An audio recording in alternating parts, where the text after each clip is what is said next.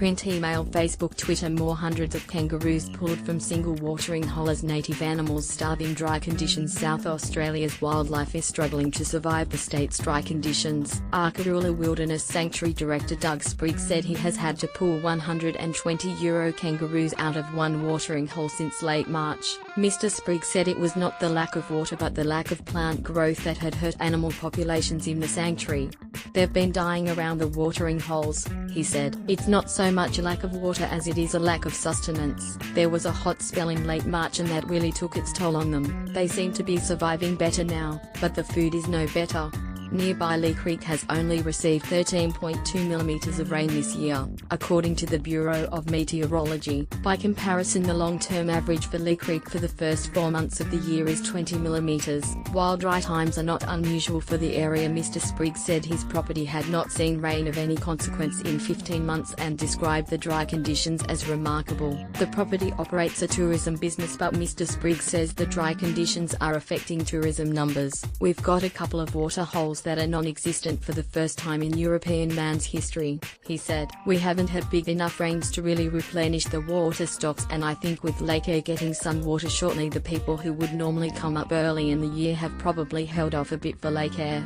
The Circle of Life goes on. Arid Recovery is a partnership between the state government and corporate interests. It runs a fenced sanctuary north of Andamuka and recently introduced western quails into its ecosystem for the first time. General Manager Catherine Tufts says it is not unusual for animal populations to go through boom and bust times. It's extremely unpredictable, but it's predictable in its unpredictability, Dr. Tufts said.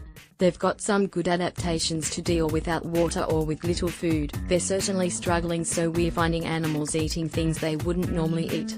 One example is the burrowing bettong, which Dr. Tufts says normally eats saltbush, grasses and succulents but is now resorting to stripping the bark off bushes. But it is not just native animals that are suffering. Dr. Tufts says feral cats have been seen outside the sanctuary eating roadkill because there aren't enough marsupials left in the area for them to hunt. But once we get a good rain, those marsupials will breed up again and they'll be everywhere, she said. Wallaby leads a double life. Mr. Spriggs says the yellow-footed rock wallaby seems to be surviving better than the Euros, also known as wallaroos. However, one wallaby in particular is doing better than the rest by living a double life. About 6 months ago, Mr. Spriggs and his partner Vicky Lee Wilson looked after a yellow-footed rock wallaby in their home after it was picked up and dropped by an eagle. They released it back into the wild 2 months ago, but they still feed it when it comes around. Mr. Spriggs suspects the wallaby is trying to keep its meal source to itself. I think it's keeping that a bit secret, he said.